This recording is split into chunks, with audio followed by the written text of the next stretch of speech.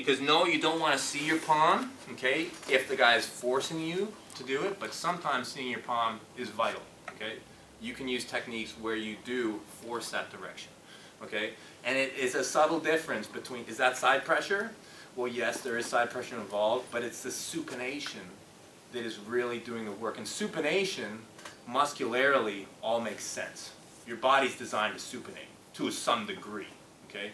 But side pressure, you know, that's what your body's not really, you know, you can do it, but, you know, I don't think that there's muscles really in place to, you know, get massively stronger at side pressure. Yeah. That kind of answer your question? Yep. Okay, so I'm going to talk about another kind of concept in arm wrestling. And that concept is that you want to be close to somebody to do the most damage to them. There's a few, you know, the way I look at arm wrestling, you know, I think about it all the time, and I try to relate it through all aspects of my life, you know? Like anything that I see on the table, I'm like, oh, that's just like in life. You know, like for example, the top roll, outside arm wrestling, okay? Make the person come to you. Make them chase you. It's just like in life, right? Like if you are, you know, trying to have a relationship with somebody and you want the power, you make them come to you, right? We play this little game. Like, hey Jared, come here for a second. See that? He came to me. Right? I have the power right there. Anyways, okay, so that's what you want, right? You want people to come to you, right? You want people to come to you. That's outside arm wrestling theory, okay? But where can you hurt the person the most is when you're intimately close to them, right? If I try and harass some stranger that I don't know, okay, they can brush me off very easily. But the closer I can get to somebody, the more I can really damage them, okay? And it's the same thing in arm wrestling, okay? So what does that mean? What does that mean? Okay, the way I look at arm wrestling is it's like a hierarchy of technique, okay? So, like the most technically sound thing is the post, okay? The post, okay, there's no real counter to it. There really isn't, okay? And that's why I always say that that is what determines all arm wrestling technique, all arm wrestling flow, is whoever has the stronger post can kind of determine, at least technically, the flow of the match. They might not win. It has nothing to do with winning or losing. But if they have a stronger post, they at least get to dictate what happens in the match. The other person's adjusting to them. But that doesn't mean stick with the post. That means you drop down and get intimately close to them. Because the way you can do the most damage is by being as close to them as possible. Right? It's almost like a hill, okay? With the post being on the top, okay?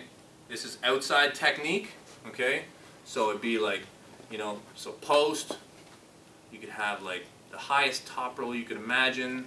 You do a low hand top roll, you know, and somewhere it just trickled down to where at the end you were doing some full commitment king's move arm wrestling thing, okay?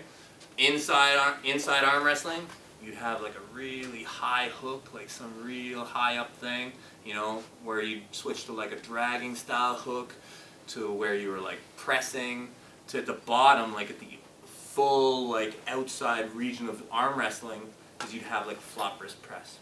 And I'm not trying to devalue any of these techniques, okay? I'm just trying to tell you where I think they fit in and where to that arm wrestling pyramid. So, what I mean by being intimately close to somebody is, so I start off my game, okay, at posting, okay, trying to make the person come to me, right? You know what I'm talking about? Yeah. Right? So that's where I'm starting off my game, right?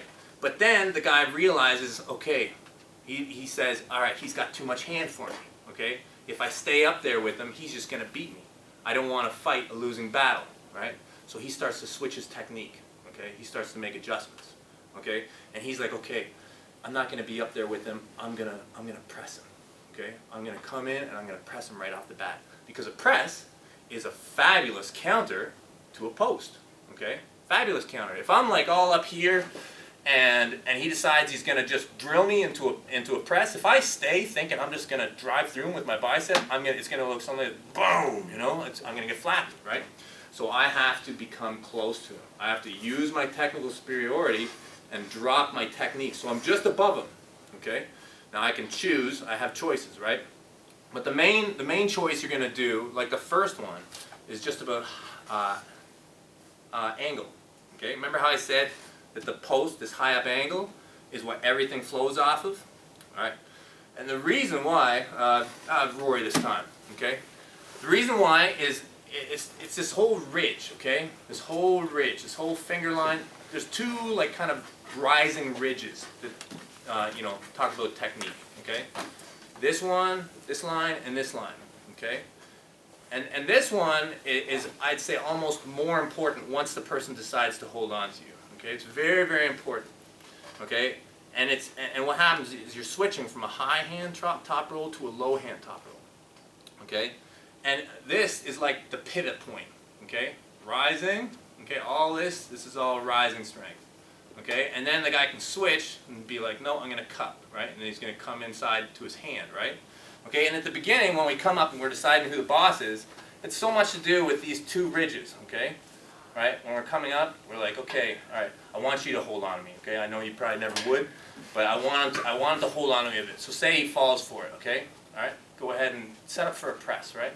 There, good, okay? All right, and say I haven't changed my game, and I'm still all up high, okay? And really, I'm in the wrong spot. I'm in the wrong spot. I really need to switch to a lower hand style, okay? To become intimately close to him, where the pressure is, okay? I don't want him to get underneath me somehow. I want to drop down to his level. If he decides to come back up, I can very quickly elevate my game once again and just maintain that just slight height advantage over him. More about that, okay? That rising ridge, okay? You see when our hands come together, okay? All right, fair grip, right? Real fair grip, even, okay?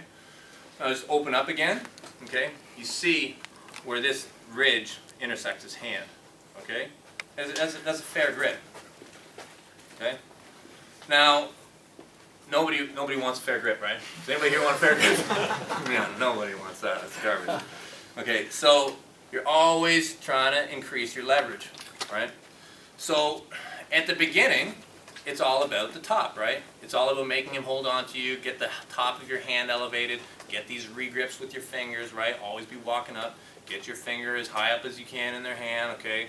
Obviously not covering their knuckle because that's cheating. But you know, you're going that way, right? You're always trying to climb your fingers, okay? Until they start to actually hold on to you, right? Until they make that drop in technique, okay? That adjustment, okay? And that's where you have to drop your technique, okay? And one of the way you do it is switching from a high angle to a lower angle, okay? And people talk about it called low hand top roll. People have probably heard about this. Okay, now the low hand top roll is really just a balancing act, okay? Low hand top roll balancing act is, again, you know how we talked about at the beginning with the defensive hook. You know, you can give it away hard, okay? Or you can kind of float it in, okay? All right, same thing with the low hand top roll, okay? All right, I can give it away hard, okay? Or I can kind of float it in depending on what he's doing, okay?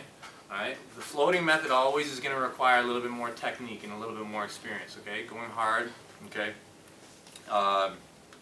can simplify things. Now,